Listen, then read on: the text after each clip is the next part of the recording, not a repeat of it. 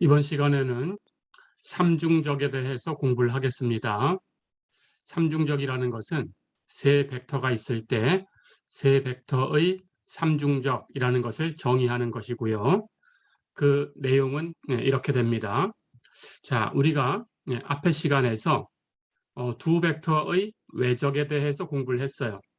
A 곱하기 B라는 그 두 벡터 A와 B의 외적에 대해서 공부를 했는데, 그때 A 곱하기 B가 A하고도 수직이고 B하고도 수직이다라는 걸 보이기 위해서 A 곱하기 B와 A라는 벡터의 내적을 계산했고 그것이 0이다라는 걸 보였죠. 또 A 곱하기 B라는 벡터와 B의 내적도 계산을 했고 그것이 0이다라는 걸 보였죠. 자, 그 과정 중에서 보면 A라는 벡터와 B라는 벡터를 곱한 그 벡터와 또 A라는 벡터를 하나 꺼내서 그 두 벡터 사이의 내적을 계산한 거죠. 즉 A하고 B하고 A 이렇게 세 개의 벡터를 꺼내서 A하고 B는 곱하고 그 결과와 또 다른 세 번째 벡터 A하고의 내적을 계산한 거죠. 자, 그렇다면 세 벡터가 주어졌을 때에도 두 벡터 A하고 B하고는 곱하기를 하고 세 번째 벡터 C하고는 내적을 계산하는 그런 과정을 우리가 계산해 볼 수 있어요. 그렇죠? 예, 그것을 이제 정의를 할 겁니다. 자, 세 벡터가 주어져 있어요. A라는 벡터는 좌표가 A1, A2, A3, B라는 벡터는 좌표가 B1, B2, B3, C는 좌표가 C1, C2, C3. 예, 이렇게 세 벡터가 주어져 있을 때 세 벡터를 가지고 B하고 C를 곱하기를 합니다. 외적을 계산해요. 그럼 벡터가 되죠. 예, 곱하기 이 결과는 벡터다라는 걸 앞에서 연습을 했습니다. 그러니까 이 새로운 벡터 B 곱하기 C하고 A라는 벡터 이 두 개의 벡터가 주어졌다라고 생각할 수 있어요. 그렇다면 이 결과가 되는 B 곱하기 C와 A라는 이 두 벡터 사이의 내적을 계산할 수 있죠. 그러니까 결국 세 벡터를 가지고 한 번은 외적을 계산하고 그 결과와 다른 하나를 가지고 내적을 구하는 거죠. 이렇게 계산하는 것. A B 곱하기 C 이렇게 계산하는 것을 A, B, C 세 벡터의 삼중적이다 이렇게 불러요.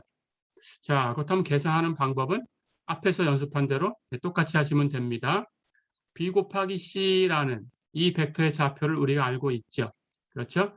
이 좌표를 그 앞에서 로마자를 썼듯이 1i 플러스 2j 플러스 3k 이렇게 표준 기저 벡터를 가지고 이렇게 표현할 수 있다라고 가정을 해볼게요. 그렇다면 B 곱하기 C와 A하고의 내적은 A1 곱하기 1 플러스 A2 곱하기 2 플러스 A3 곱하기 3이죠. 그렇죠. 자, 그렇다면 역시 B 곱하기 C를 행렬식으로 썼을 때 첫 번째 행에 IJK를 쓰고 두 번째 행은 B의 좌표, 세 번째 행은 C의 좌표를 쓸 텐데 그것하고 비교하면 B 곱하기 C하고 비교하면 예, A.B 곱하기 C라는 이 결과가 얘기해 주는 것은 I 대신에 A1이 와 있고 J 대신에 A2가 와 있고 K 대신에 A3가 와 있는 거죠. 그러니까 행렬식 B 곱하기 C를 행렬식으로 표현했을 때 I, J, K, B의 좌표, C의 좌표 이렇게 쓸 거에서 I 대신에 A1, J 대신에 A2, K 대신에 A3 이렇게 바꿔주면 이렇게 표현된 이 행렬식이 바로 A.B by C 이렇게 되겠죠. 그렇죠? 자, 그렇다면 이것은 이제 앞에서 연습한 걸 가지고 우리가 얘기한 거니까 이 결과는 기억해 두시면 됩니다. 자, 그래서 A와 B와 C 세 벡터의 삼중적은 A.B 곱하기 C 이렇게 정의를 한다. 어렵지 않죠? 그런데 이걸 계산을 하려고 하면 3차 행렬식으로 계산을 하면 되는데 이 순서대로 A의 좌표, B의 좌표, C의 좌표 이렇게 쓰고 3차 행렬식을 계산하면 된다. 어렵지 않죠? 예, 이것이 ABC의 삼중적이다. 예, 이렇게 얘기할 수 있습니다. 자, 그렇다면 예, 우리가 이제 3차 행렬식의 성질을 또 하나 얘기를 해줄게요. 3차 행렬식은 두 행을 바꾸면 부호가 바뀐다라고 얘기를 했었죠.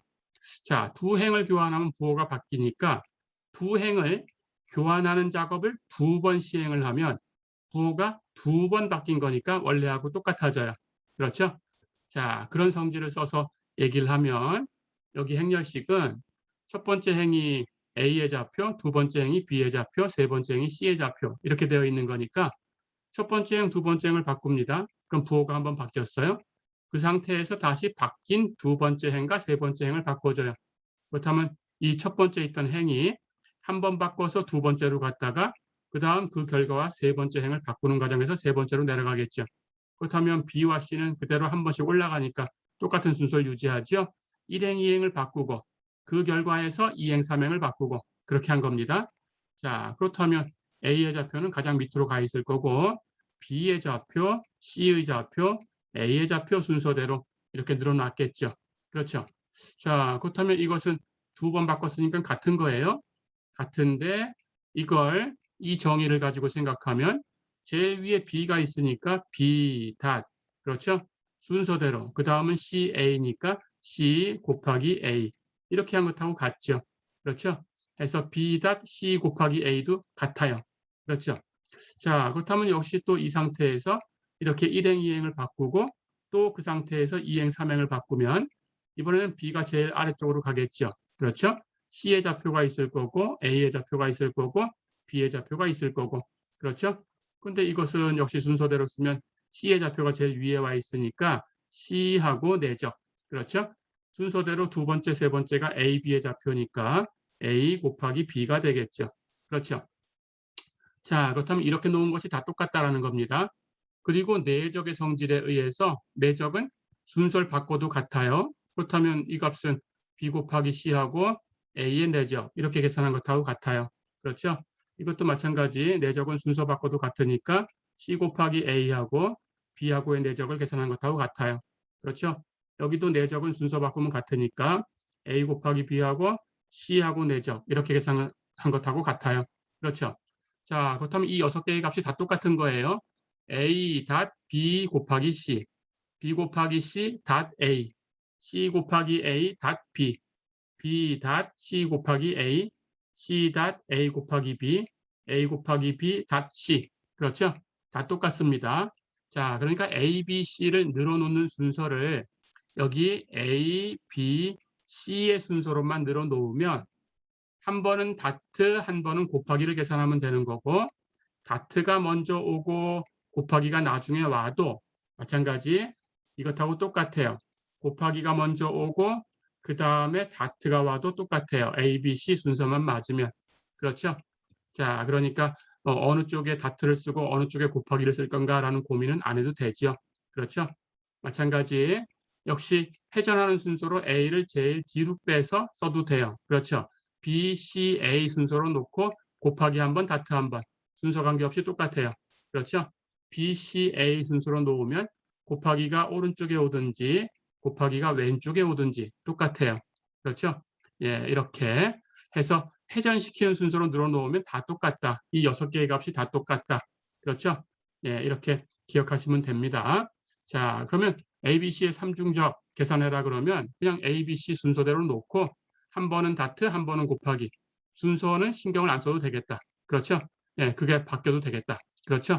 예, 그런데 계산하면 3차 행렬식으로 A의 좌표, B의 좌표, C의 좌표 늘어놓고 이 3차 행렬식을 계산하면 되겠다. 어렵지 않죠? 자, 이렇게 하시면 됩니다. 자, 그런데 이 괄호는 필요 없어요. 그렇죠?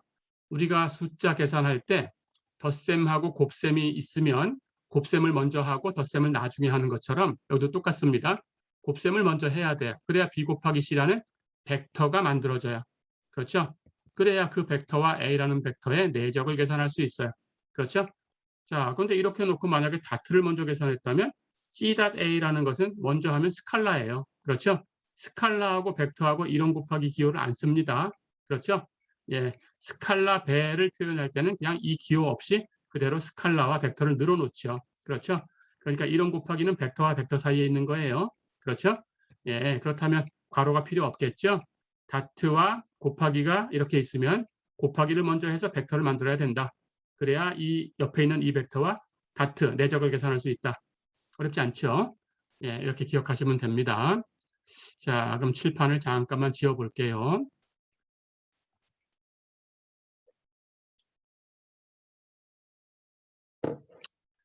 자, 그럼 이 삼중적이 어떤 것을 의미하는가라는 걸 한번 보겠습니다. 세 개의 벡터가 있어요. 이 그림처럼 있다고 가정을 해볼게요. B, 그리고 이쪽에 C, 그리고 이쪽에 A가 있다. 이렇게 가정을 해보겠습니다. 그림처럼 우선은 이 세 개의 벡터가 평행육면체를 만들고 있다라고 가정을 해보겠습니다. 이렇게 평행육면체를 만들고 있어요. 자, 이런 그림상에서 이 평행육면체의 부피를 계산해 보려고 합니다. 그렇다면 당연히 평행육면체의 부피는 이 아래쪽에 있는 이 밑면을 만드는 평행사변형의 넓이에 높이를 곱하면 되죠. 그렇죠? 자, 그럼 앞에서 우리가 두 벡터가 만드는 평행사변형의 넓이를 어떻게 구하는지 알고 있습니다. 두 벡터의 곱하기를 해서 그 결과의 크기를 계산하면 돼요. 그렇죠? 그러니까 B라는 벡터와 C라는 벡터가 만드는 이 평행사변형의 넓이는 B 곱하기 C의 크기죠. 그렇죠? 자, 그렇다면 이제 여기다가 높이를 곱하면 되는데 높이라는 것은 이렇게 수직 높이를 재야 돼요. 그렇죠? 수직 높이니까 당연히 B하고 C가 만드는 이 평행사변형하고 수직이 되는 그런 축을 잡아야 되죠. 그렇죠? 그러니까 B하고 C가 만드는 이 평면, B하고 C를 포함하는 평면, 그 평면의 수직인 벡터를 구하는 거니까 당연히 B하고도 수직이고 C하고도 수직인 방향으로 계산하면 되죠. 그렇죠? B하고도 수직, C하고도 수직. 그렇죠? 자, 그렇다면 두 벡터의 모두 수직인 방향은 B 곱하기 C. 이것이 제시한다라는 걸 알고 있습니다. 그리고 이걸 그리는 방법은 오른손 법칙으로 그린다라고도 얘기를 했습니다. 그렇다면 B가 여기 있고요. C가 여기 있으니까 위에서 쳐다볼 때 B에서 C로 이렇게 회전하는 이 방향이 반시계 방향이죠. 위에서 보면. 그렇죠?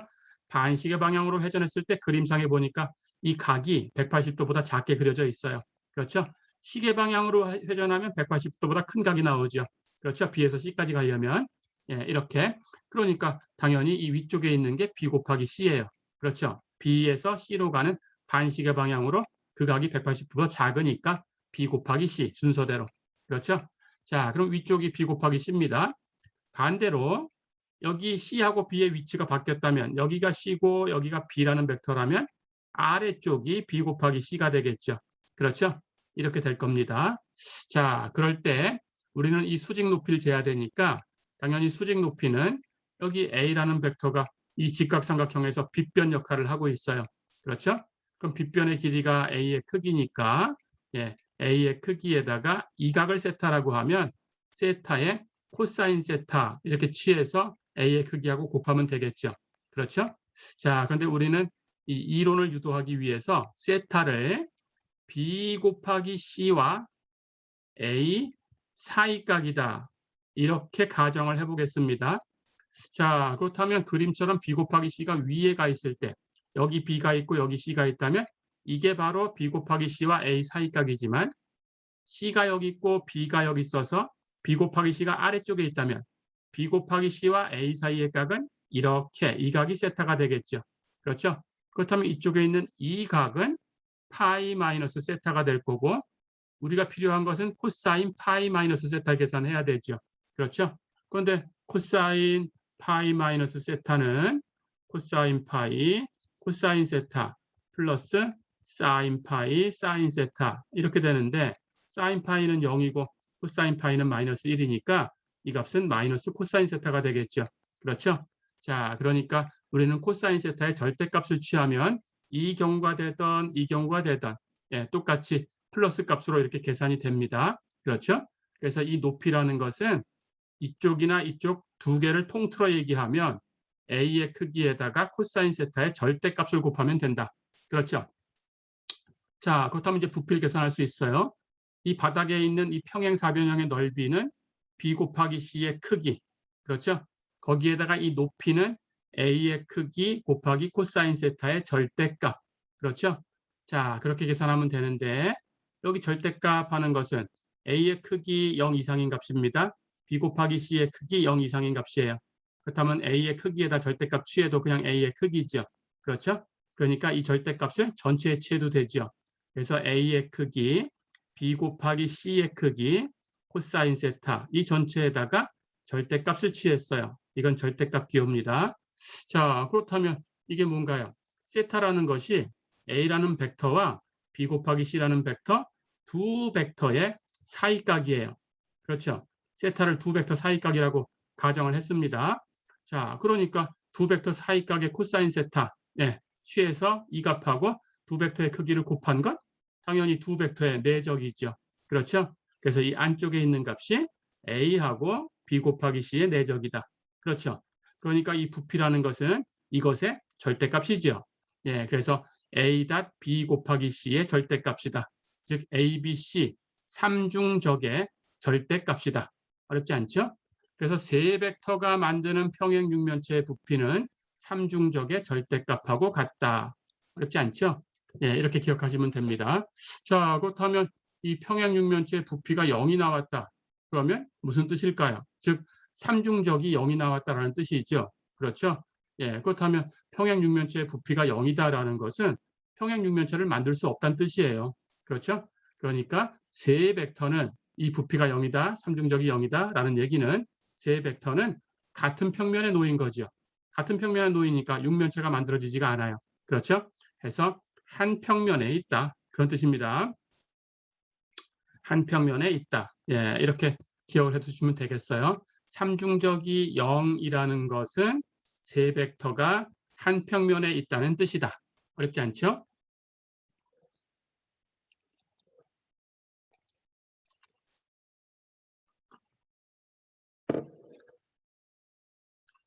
자, 그러면 예제를 하나 풀어보겠습니다.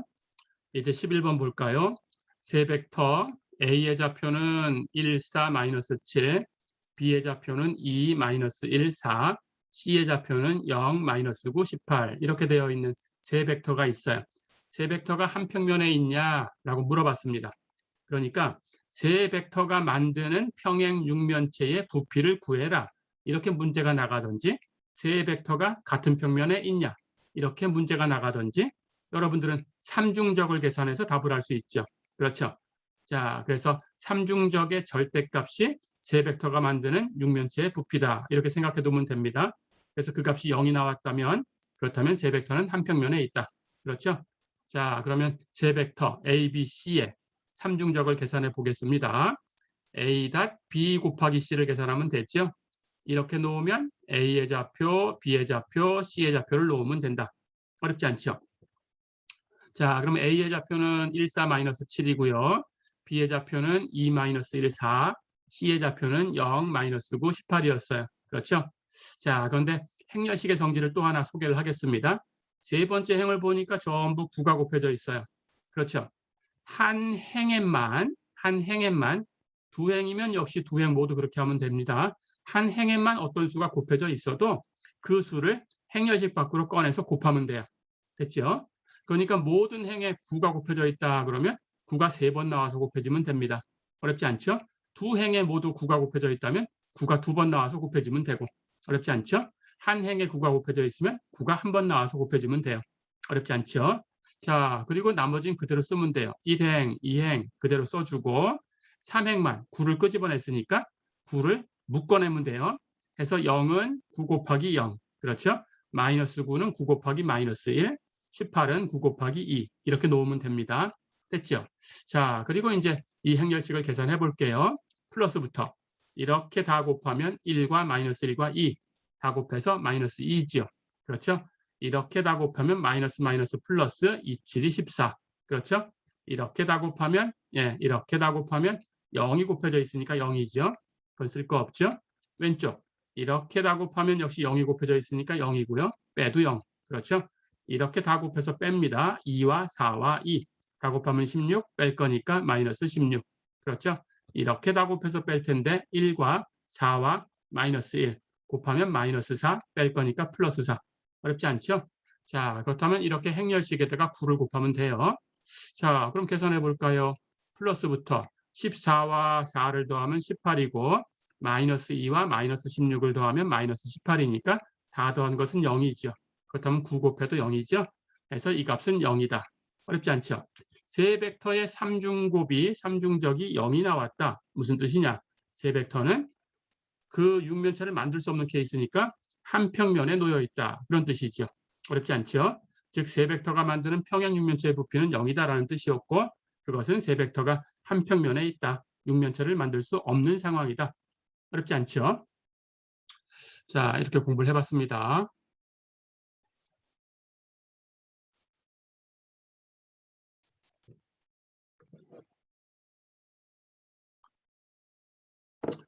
자, 이제 두 번째 얘기입니다. 9장 6절 보겠습니다. 9장 6절에 직선과 평면의 방정식 얘기인데, 이번 시간은 첫 번째 얘기로 직선 얘기만 하겠습니다. 볼까요?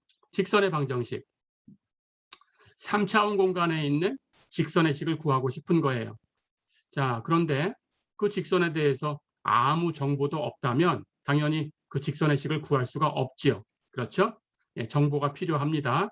자, 그런데 우리가 벡터를 이용해서 어떤 3차원 공간에 있는 직선의 식을 구하기 위해서 필요한 정보는 그 직선이 지나가는 점이 하나 필요해요. 자, 그래서 그 직선이 지나가는 점을 P0라고 하겠습니다. 그리고 또 하나가 필요한데 그 직선하고 평행이 되는 어떤 벡터가 필요해요. 이렇게 이 직선하고 평행인 벡터를 B라고 두겠습니다. 이 직선 L과 평행이 되는 이 벡터 B를 이 직선 L의 방향 벡터다. 이렇게 얘기를 합니다. 같은 방향으로 놓여 있다 그런 뜻이에요. 이렇게 방향 벡터 이렇게 얘기를 합니다. 어렵지 않죠? 이렇게 두 가지가 있으면 공간상에 있는 직선의 식을 구할 수 있어요. 자, 그러니까 3차원 공간에서 직선의 식을 구해라 그러면 여러분들이 체크해야 되는 것은 직선이 지나가는 점을 하나 찾으셔야 돼요. 그리고 그 직선과 평행한 벡터를 하나 찾으셔야 돼요. 이렇게 두 개를 찾으면 식을 구할 수 있습니다. 자, 그렇다면 이걸 어떻게 구할 건지 한번 볼게요. 여기 P0라는 점이 있어요. 그렇다면 원점에서 P0까지 가는 이런 표준 위치에 놓인 이 벡터를 R0라고 쓰겠습니다. 이 표준 위치의 벡터를. 자, 그리고 우리 여기 R이라는 벡터는 이 직선상에 있는 임의의 점을 하나 잡을 거예요. 그 점을 X라고 할게요. 당연히 이 직선의 식이라는 것은 이 직선 위에 있는 모든 점이 공통적으로 만족하는 식을 이 직선의 식이다 이렇게 얘기하죠. 그렇죠? 그러니까 직선상에서 임의의 점을 잡아서 그 점이 어떤 식을 만족하는가를 찾으면 돼요. 그렇죠? 자, 그래서 직선 위에서 임의의 점을 찾아서 X라고 뒀습니다. 임의의 점이니까.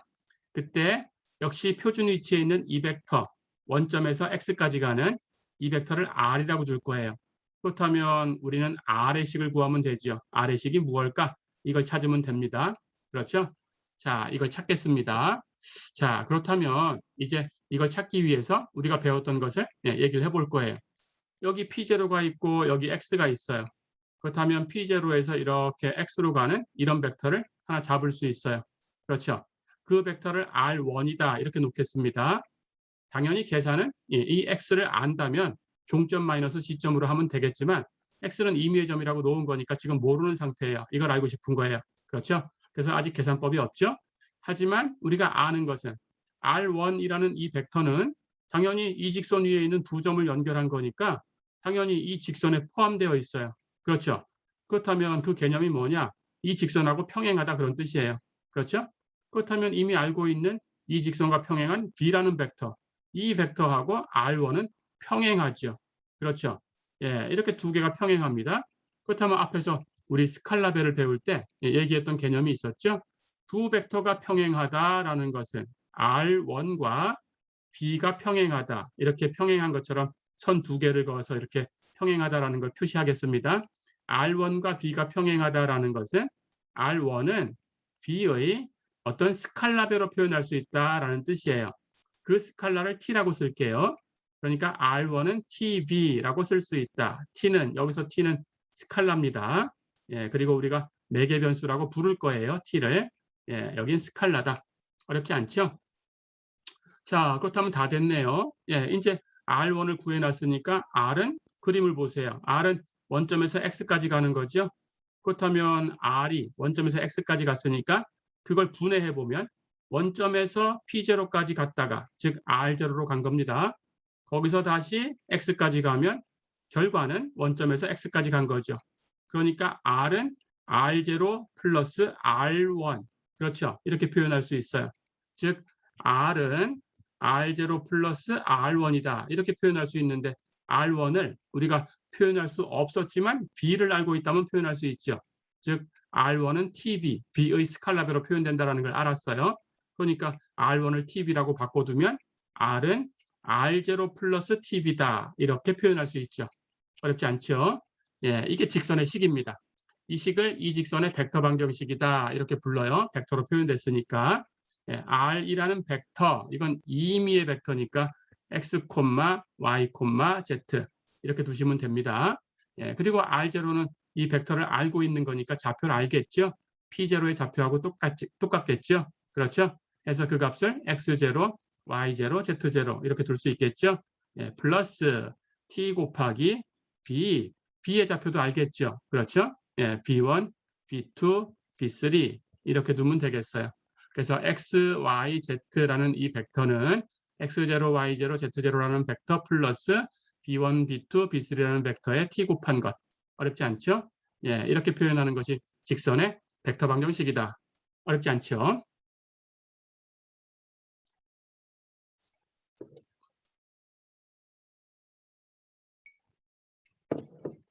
자, 그렇다면 금방 얘기했던 그 벡터 방정식이 x, y, z는 x0, y0, z0 플러스 t 곱하기 b1, b2, b3 이렇게 표현된 거니까 이걸 x가 얼마고 y가 얼마고 z가 얼마다라고 써볼 수 있겠어요.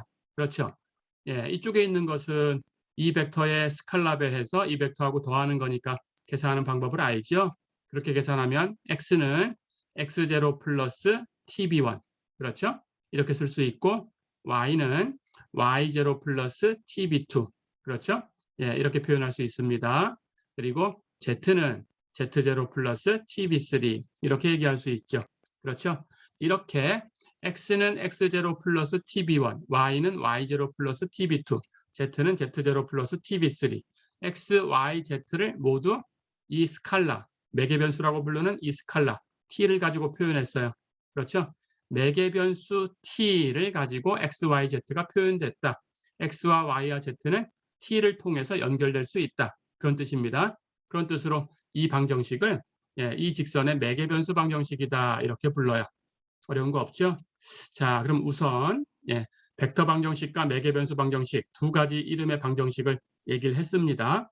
그렇다면 예제를 하나 풀어볼게요. 자, 예제 1번 볼까요? 점 5, 1, 3을 지나고 벡터 i 플러스 4j 마이너스 2k 여기에 평행한 직선의 벡터 방정식과 매개변수 방정식을 구해라 그랬어요. 공식 그대로죠. 지나가는 점을 알고 방향 벡터를 알고 있으니까 바로 식을 구할 수 있습니다. 자, 그럼 가볼까요? 식은 이제 기억하셔야죠. R은 R0 플러스 TB다. 그렇죠? 이렇게 쓰시면 됩니다. R0는 지나가는 점의 좌표를 가지고 그대로 벡터로 만들면 됩니다. 5, 1, 3. 그렇죠? B는 그 직선과 평행인 벡터의 그 좌표를 그대로 쓰면 됩니다. 1, 4, 마이너스 2. 그렇죠? 거기에 t를 곱해주면 돼요. 자, 그러니까 벡터 방정식은 R은 5, 1, 3 플러스 t 곱하기 1, 4 마이너스 2다. 이렇게 해주면 됩니다. 그렇죠? 자, 그럼 이걸 풀어볼까요? 이제 풀면 여기 이 벡터와 이 벡터의 t배를 더해봅니다. 첫 번째 성분은 5 플러스 1t, 즉 5 플러스 t가 되죠. 그러니까 이 표준 기저 벡터로 표현하면 5 플러스 ti가 되고, 그렇죠? 두 번째 성분은 1 플러스 4t, 그렇죠? 그렇다면 표준 기저 벡터로 표현했을 때 1 플러스 4tj, 그렇죠? 세 번째 성분은 3 마이너스 2t 해서 3 마이너스 2tk 이렇게 표현된 거죠. 그렇죠? 자, 그렇다면 매개변수 방정식은 이제 x, y, z를 얼마다라고 써주기만 하면 돼요. 자, 그래서 x는 여기 x 성분 5 플러스 t다. y는 y 성분 1 플러스 4t다. z는 z 성분 3 마이너스 2t다. 이렇게 써주기만 하면 되죠. 어렵지 않죠? 이것이 매개변수 방정식입니다.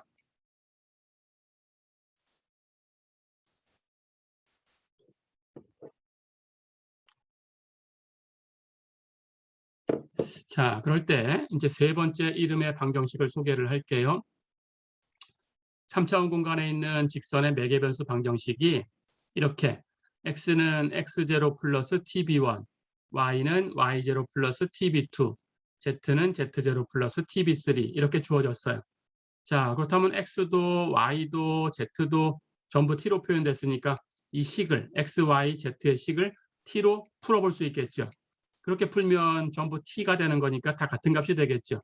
그 세 개의 값을 같다라고 놓은 것을 주어진 이 직선의 대칭 방정식이다 이렇게 불러요. 어렵지 않죠? 자, 그렇다면 이 식을 t로 풀어보겠습니다. x를 t로 풀면 이렇게 넘겨주고 x-x0를 b1으로 나누면 되죠. b1분의 x-x0. y도 마찬가지 t로 풀면 넘겨주고 y0, b2로 나눠주면 됩니다. b2분의 y-y0. z도 t로 풀면 z0 넘겨주고 b3로 나누면 t는 b3분의 z-z0. 그렇죠? 이 값이 모두 t예요. 그렇죠? 모두 t인데 여기 t하고 같다라는 것은 버리고요. 나머지 세 개만 그냥 같다라고 놓으면 됩니다. 해서 t를 x로 푼 값과 t를 y로 푼 값, t를 z로, z에서 t로 푼 값, 이것을 세 개를 모두 같다 이렇게 놓은 것을 이 직선의 대칭 방정식이다 이렇게 불러요. 어렵지 않죠? 간단합니다. 매개변수 방정식에서 x, y, z를 전부 t로 풀기만 하면 돼요. 그리고 그것이 전부 t하고 같은 거니까 세 개를 같다라고 놓기만 하면 돼요. 어렵지 않죠? 자, 그렇다면 이제 세 개의 방정식을 다 얘기했는데 이게 크게 달라진 건 아닙니다. 그렇죠? 모양만 기억하시고 그대로 우리 정보를 갖다 써주면 돼요. 즉, 대칭 방정식으로 표현했을 때에는 분자에 보면 x에서 얼마를 빼주고 y에서 얼마를 빼주고 z에서 얼마를 빼줬죠. 그 빼준 값 x0, y0, z0라는 것은 바로 이 직선이 지나가는 점이죠. 그렇죠? 지나는 점에 좌표를 쓰면 됩니다. x0, y0, z0. 그리고 분모에 와 있는 b1, b2, b3는 방향 벡터의 좌표예요. 그렇죠? 방향 벡터의 좌표를 그대로 써주면 돼요. 어렵지 않죠? 똑같습니다. 매개변수 방정식도 마찬가지 x0, y0, z0 하는 것은 지나는 점이고, 그렇죠? b1, b2, b3라는 것은 방향 벡터의 좌표가 되는 거죠. 그렇죠? 어쨌든 어떤 방정식이든 지나가는 점과 방향 벡터 이것의 정보를 가지고 계산할 수 있다. 어렵지 않죠?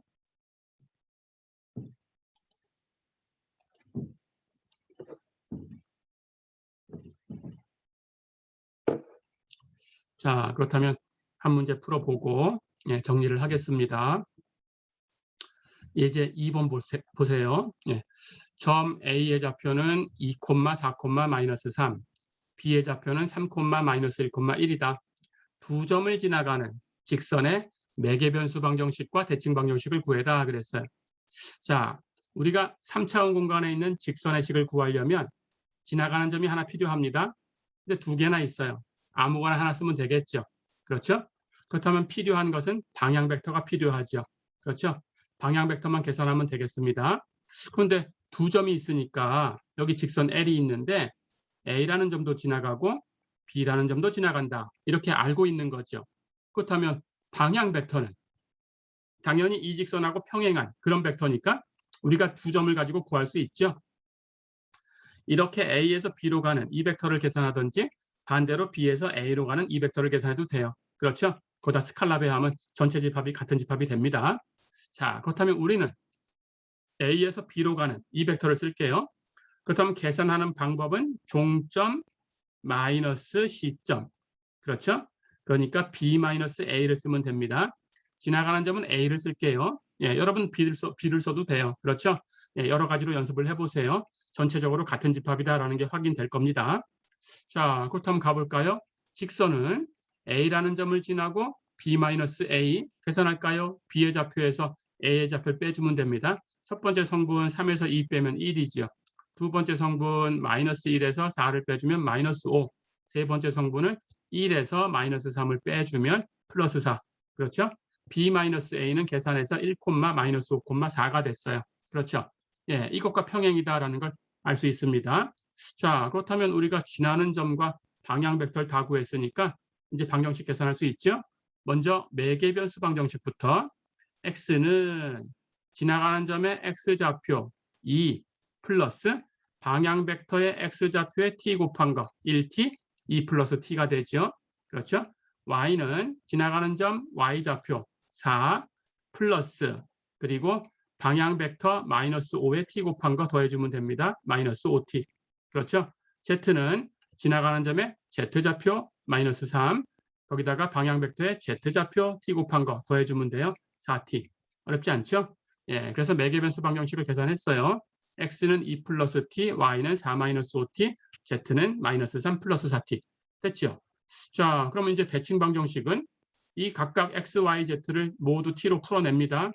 x를 t로 풀면 넘겨서 x 마이너스 2가 되죠. 즉 t 앞에 있는 1로 나눈 거니까 1분의 x 마이너스 2 그런 뜻이죠.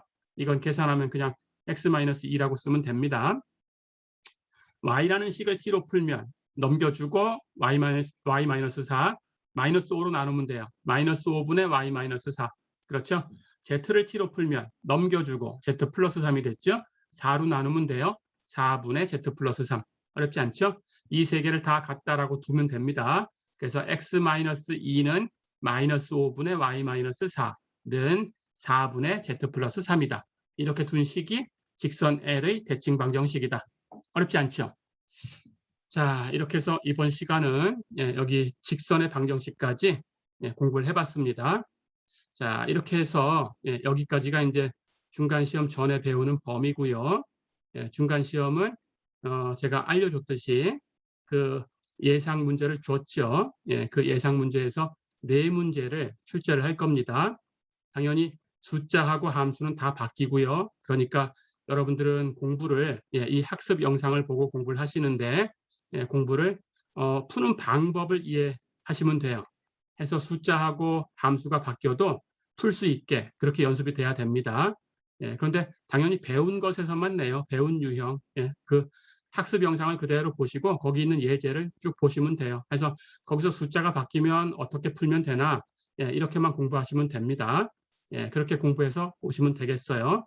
해서 다음 주는 이제 중간 시험을 보겠습니다. 중간 시험 준비 잘 하시고요. 그리고 얘기했던 것처럼 답은 정답만 그냥 답만 딱 쓰면 0점이에요. 정답이 와도. 해서 풀이 과정이 다 있어야 되고요. 풀이 과정은 제가 이렇게 학습 영상에서 여러분들한테 설명할 때 이렇게 얘기해 줬던 그 과정을 다 쓰셔야 그래야 만점 처리가 되고요. 거기서 부족한 것이 있다, 못 쓴 것이 있다 그러면 감점이 됩니다. 근데 중간 단계에 넘어갈 수 없는데 생략이 되어 있다 그러면 점수가 아주 작을 수도 있어요. 그래서 학습 영상에서 설명한 부분을 다시 동영상을 돌려보시면서 연습을 해두시기 바랍니다. 그럼 다음 주는 중간 시험을 치겠습니다. 시험 준비 많이 해서 오시면 되겠습니다. 이번 시간 여기까지입니다. 수고했습니다.